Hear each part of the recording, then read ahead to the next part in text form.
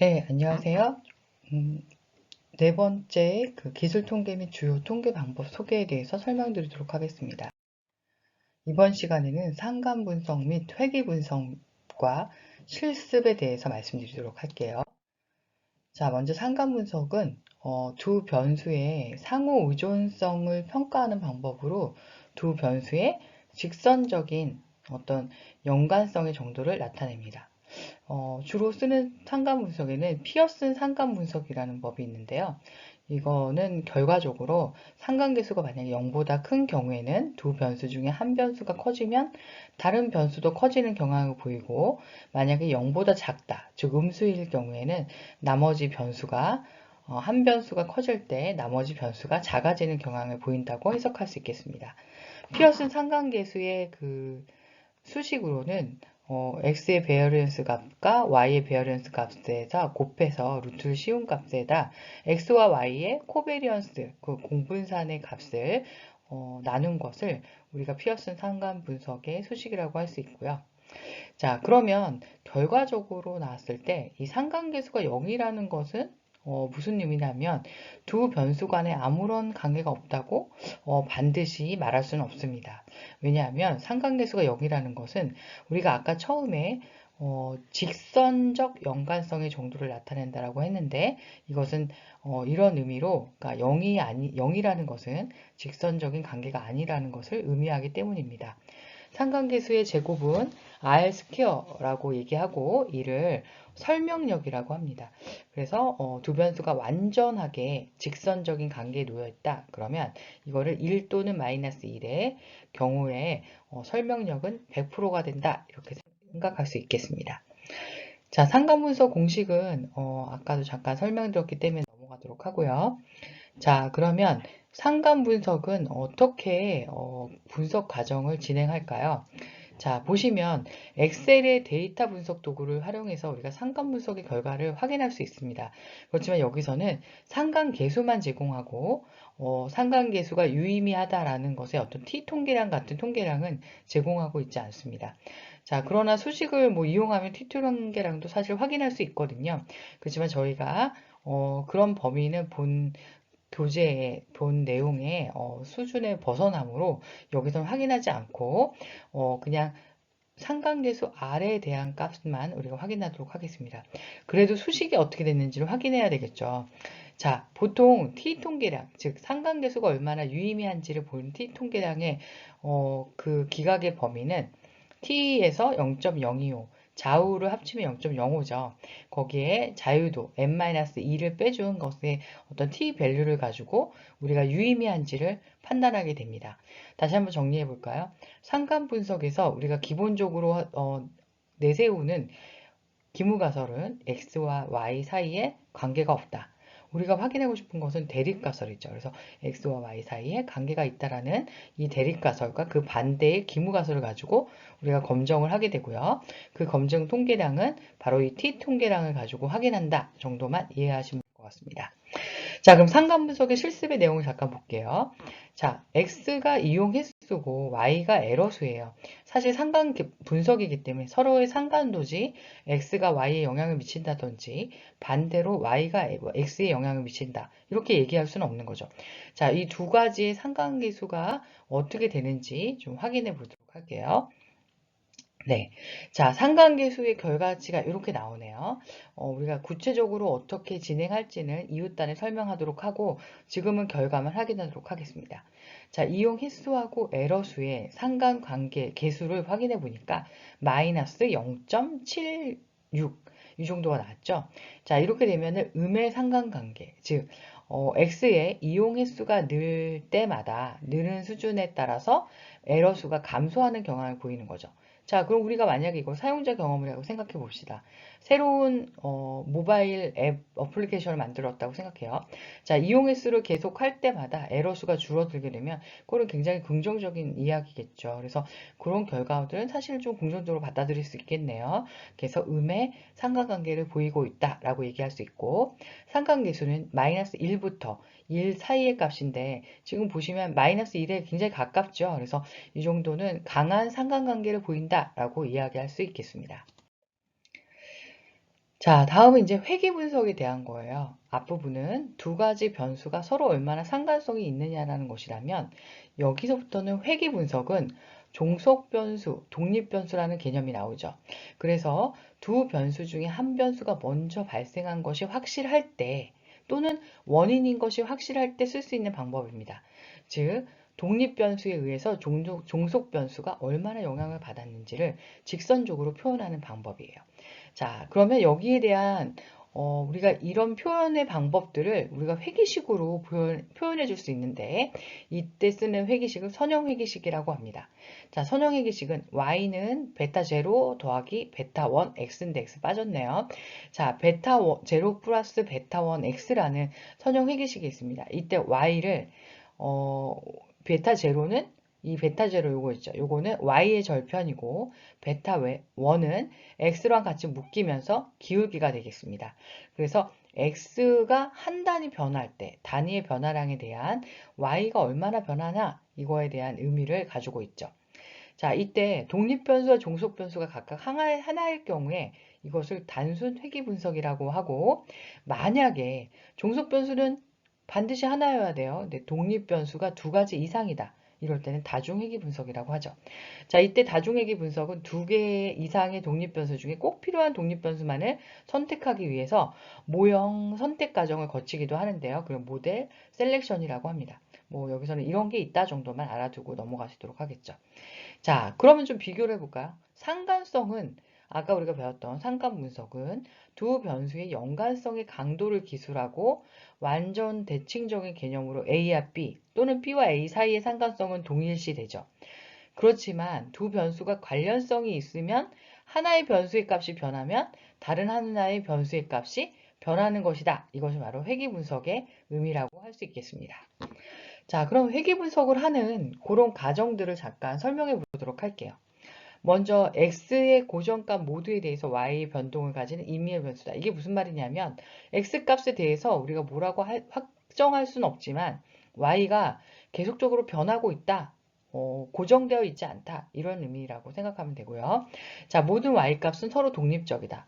즉, 첫 번째 응답자의 y값에 영향을 받아서 뭐 두 번째 응답자의 y값이 변화되거나 이러진 않죠. 그래서 그런 것들이 서로 독립적이고 독립적인 데이터를 가지고 있다. 이런 의미고. 자, y값의 평균은 x에 대해서 선형적이어야 한다. 자, 이것도 y의 값의 평균은 x에 대해서 선형적이다. 이게 선형적인 의미가 들어가죠. 자, 그 다음에 x값들에 대한 y값의 분수가 가지는 분산은 서로 같아야 된다. 자, 분산이 같다. 이런 가정들은 사실 여기뿐만 아니라 그죠? 우리가 테스트에서 등분산이냐 아니냐 이런 얘기를 했었죠. 자, 이런 것처럼 분산이 서로 같아야 된다라는 어떤 가정들이 여기서 있어야 됩니다. 왜냐하면 x하고 y가 같이 고려되고 있잖아요. 그래서 분산이 서로 같아야 된다는 가정이 실제로 있어야 되죠. 하지만 마케팅에서 사실 여기까지 확인하지는 않습니다. 그냥 이런 가정에 맞을 거야 라고 감안하고 우리가 그냥 분석을 하는 경향이 있죠. 자, 그 다음 마지막으로 x값에 대해서 y값들의 분포가 정규 분포여야 된다. 자, 이런 것들도 마지막에 회귀 분석의 기본 과정입니다. 자, 그러면 회귀 분석에 대해서 우리가 좀 생각해 볼 게 어떤 거냐면 우리가 회귀식이 지금 이렇게 되어 있는 거죠. 그래서 이 y값은 베타 1 x 플러스 베타 제로. 자, 여기서는 베타 제로가 뒤에 써 있네요. 자, 베타 제로는 y 절편이죠. 즉 여기를 연결했을 때 여기 정도에 있는 거예요. y 절편의 y 값이고 베타 1 x가 이제 이 기울기를 말하는 거죠.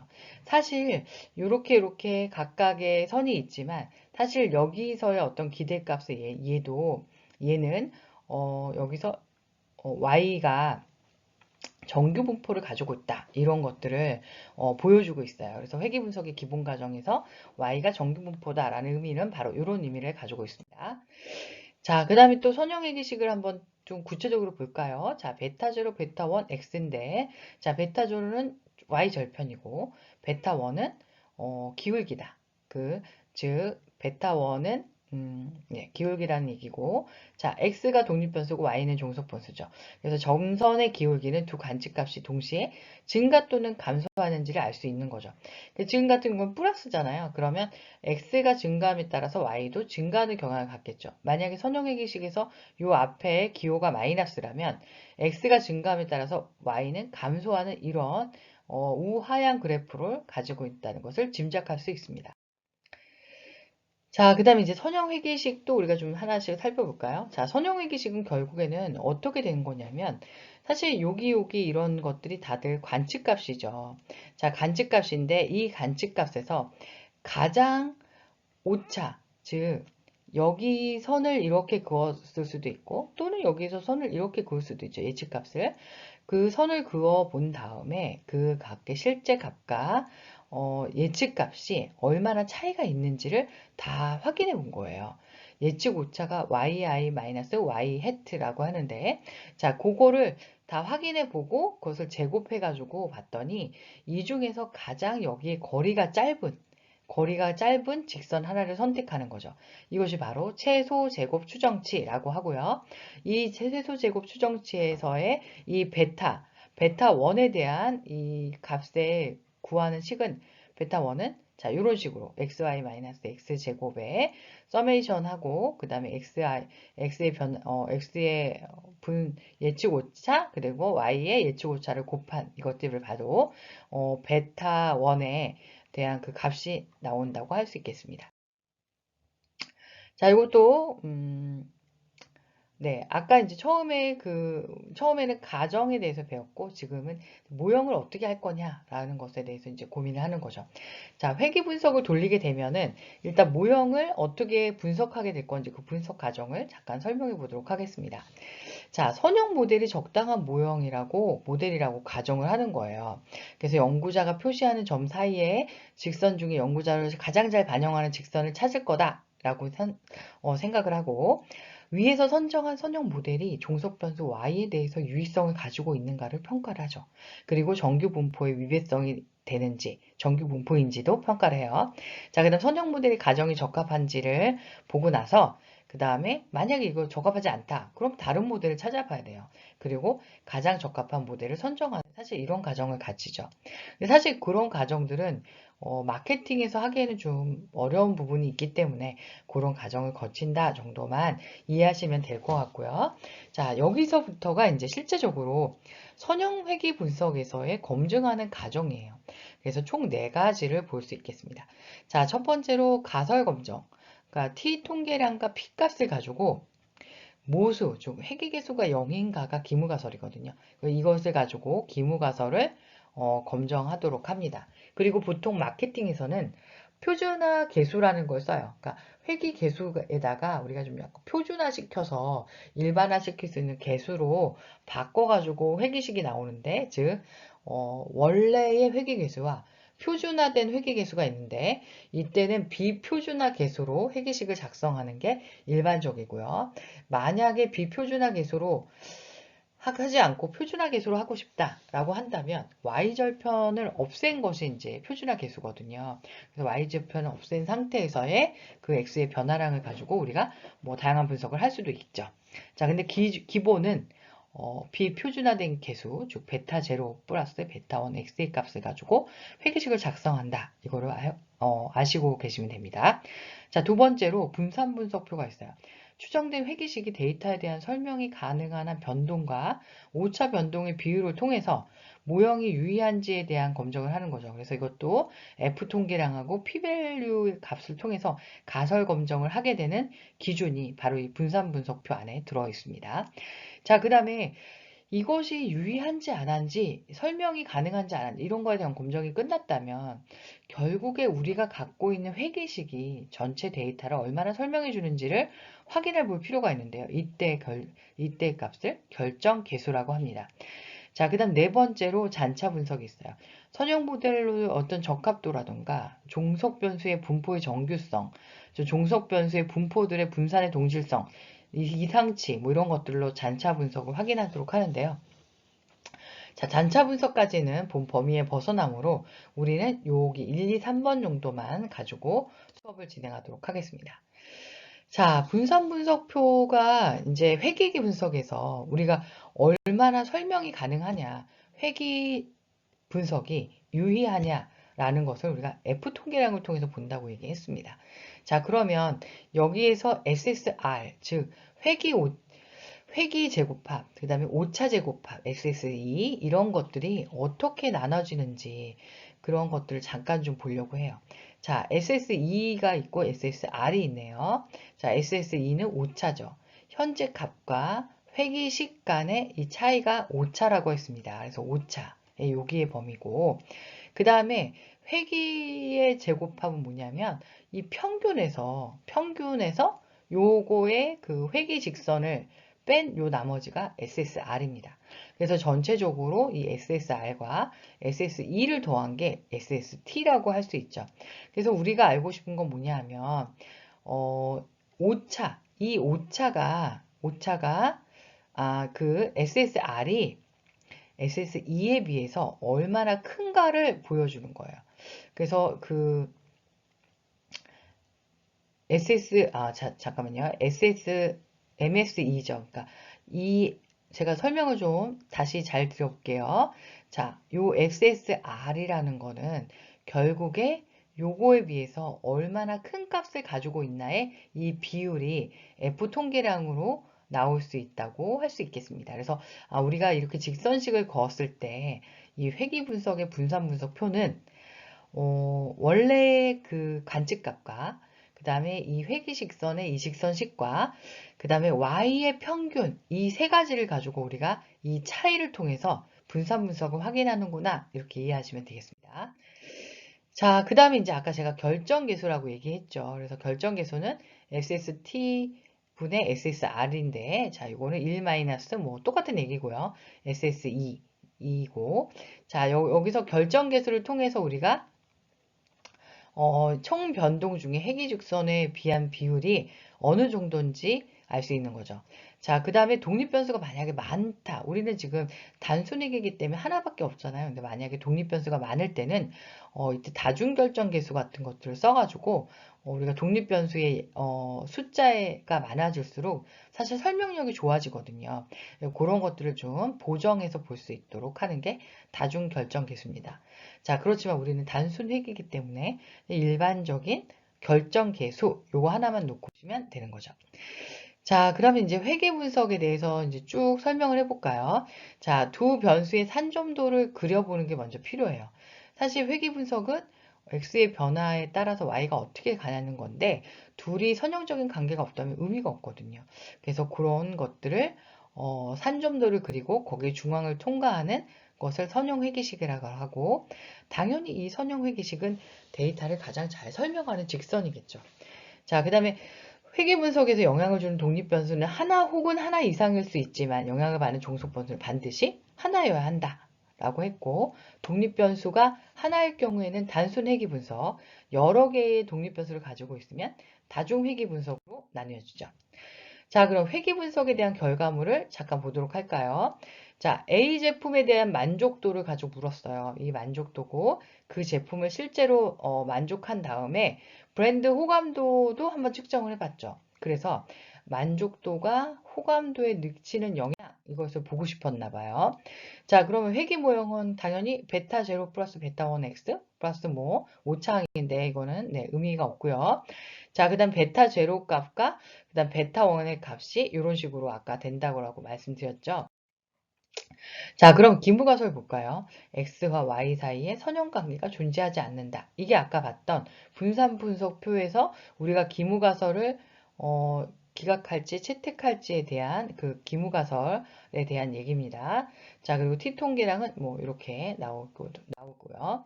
자, 그래서 요거를 쭉 보면 우리가 아까 회기에 대한 제곱합, 오차의 제곱합, 총 변동 이렇게 해서 요 세 가지를 봤었죠. 그리고 이 F통계량은 이거에 대해서 각각을 자유도로 나눈 값을 SSR에다가 자유도 나눈 걸 MSR이라고 하고 SSE에다가 N-2의 자유도로 나눈 것을 MSE라고 합니다. 그래서 오차가 그 회기에 대한 설명에 비해서 얼마나 반대네요. 그러니까 회기의 제곱합이 오차에 비해서 얼마나 큰지 이런 것들을 확인하는 거죠. 그래서 요것들을 확인하는 게 F 통계량입니다.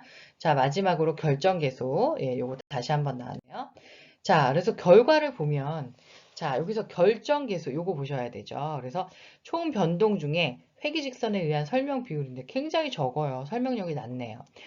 자, 그 다음에 이제 분석표를 보셔야 되는데, 분석표에서 모형에 대한 적합성 검정이 요거죠. p-value가 봤더니 0.91.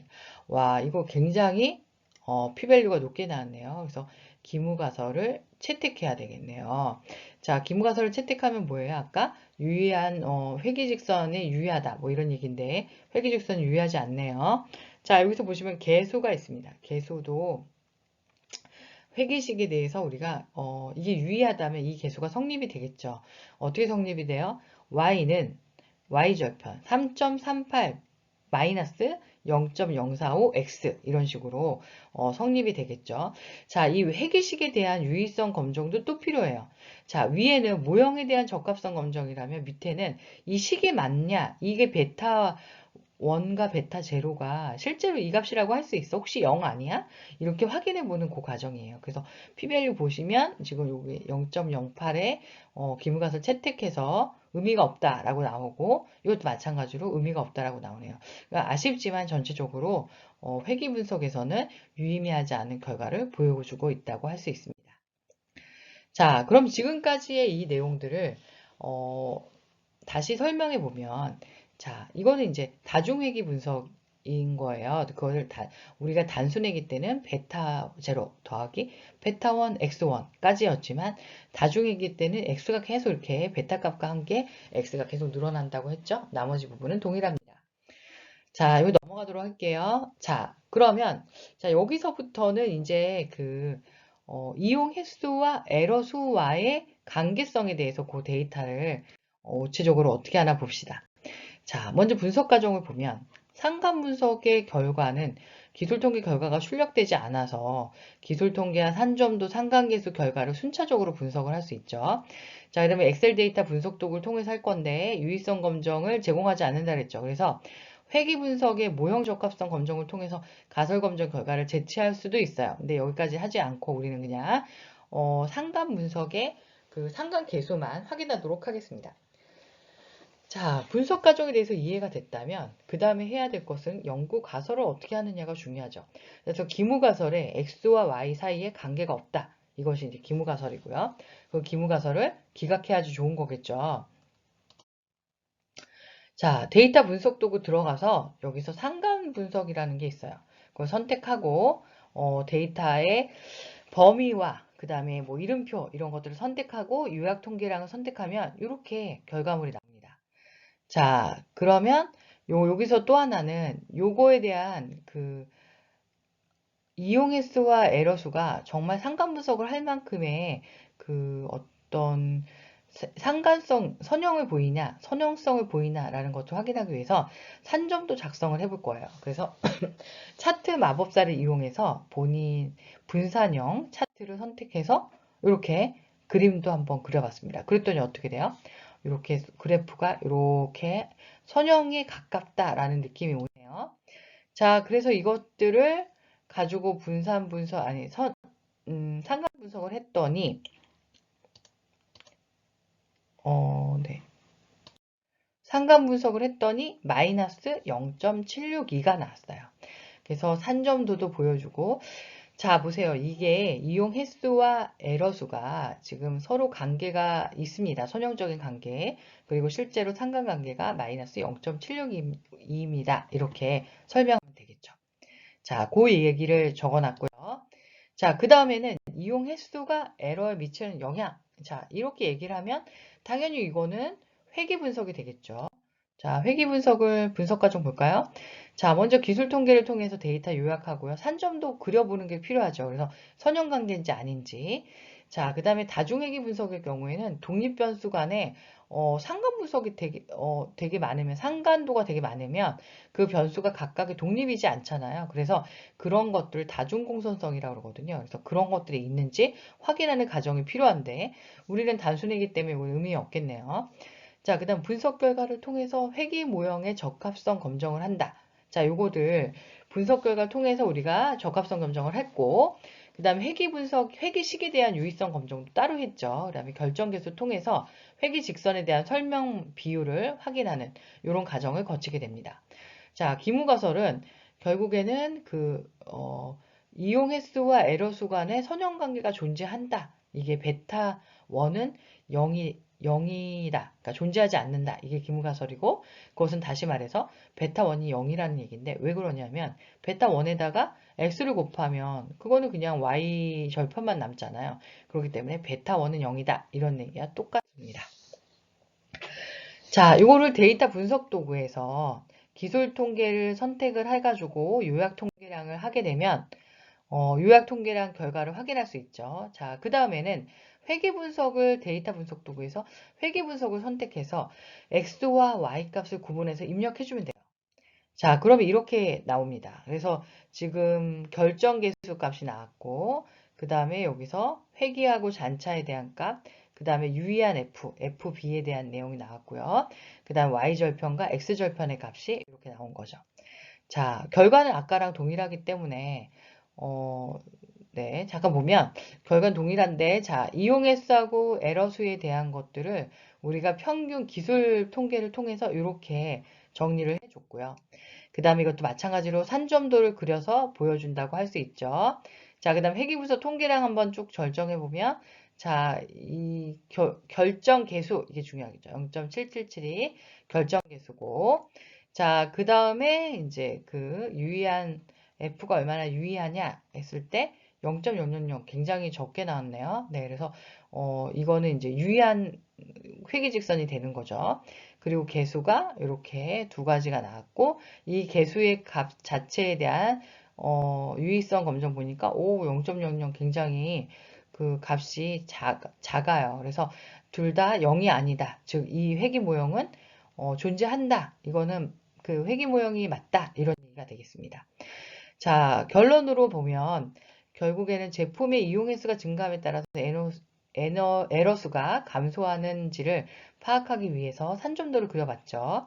데이터를 중심으로 직선을 그렸을 때 우하향하는 것을 볼 수 있었고요. 이용 횟수가 늘어날수록 에러수가 감소하는 것을 확인할 수 있었습니다. 실제로 추정회기식을 세워봤더니 y절편은 6.617에다가 0.577x에서 x의 어떤 기울기가 이렇게 나타났고 이 말은 이용 횟수인 x가 한 번 증가할 때마다 평균적으로 에러수가 0.57개 감소한다는 아주 긍정적인 결과를 볼 수 있는 거죠.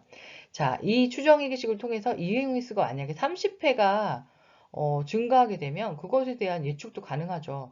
마이너스 0.577 곱하기 30이 바로 그 y의 예측값이 될 테니까요. 자, 그 다음에 추정회계식에 대한 적용을 해보면 이용 횟수가 30회일 때 에러수에 대한 예측 에러수는 17.301개가 감소된다고 이제 할 수 있고요. 자, 이 추정회계식에 대한 적합성 분석을 이제 또 했죠. 그랬을 때 에러수와 이용횟수 사이에 선형관계가 아니다 이거인데 분석 결과 F 통계량이 이렇게 높고 P값이 0.005로 굉장히 작아요. 그래서 기무가설을 기각하니까 회귀 모형은 적합하다. 자, 이렇게 적합성 검정이 됐고요. 자, 다음으로 베타 1에 대한 유의성 검정인데 이 유의성의 검정의 기무가설이 회귀계수가 0 이거인 거죠. 그래서 T 검정 결과 P값이 굉장히 적으니까 기무가설을 기각해서 회귀계수 또한 유의한 결과를 보였고 그 다음 마지막으로 설명력인 결정계수가 0.7668로 굉장히 높아요. 그래서 설명력이 높은 결과를 보였다. 이것이 바로 회귀 분석의 최종 정리가 될 수 있겠습니다. 자, 여기까지 상감 분석과 회귀 분석에 대해서 제가 굉장히 짧게 스피드하게 설명을 드렸습니다. 자, 이해가 안 가는 부분이나 질문하실 사항들은 언제든지 뭐 카톡이라던가 이메일 통해서 질문 주시고요.